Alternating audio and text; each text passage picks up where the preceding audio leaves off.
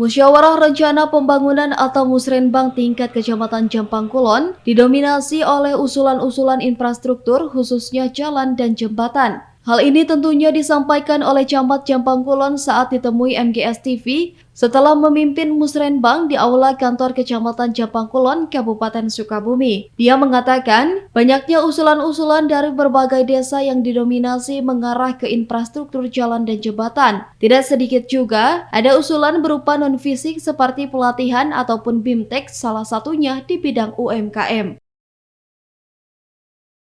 Musrenbang hari ini kita menetapkan untuk 2024 ya, karena untuk penekanan 2020 itu sudah terlaksana dan hari ini sudah ada listnya gitu. Nah untuk 2024 lebih kepada infrastruktur lah, infrastruktur fisik tentunya, tapi ada juga sih presentasi untuk pemberdayaan.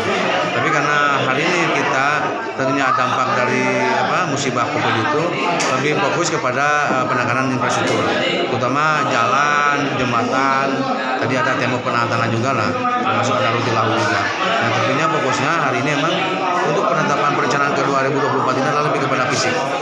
Tapi tidak fokus kepada fisik, tapi pemberdayaan juga ada. Kita belen lah, presentasinya hanya membedakan presentasi. Kalau tergantung substansi objek yang akan nanti digarap di intervensi. Yang pertama memang kalau jual jalan, ruas jalan itu berarti PU ya.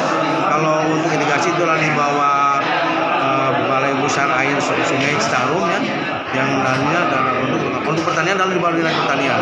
Ada juga yang nanti di Perkim ada. Nah itu jadi lebih kepada menyesuaikan dengan substansi dinas yang menggarapnya nanti mana gitu.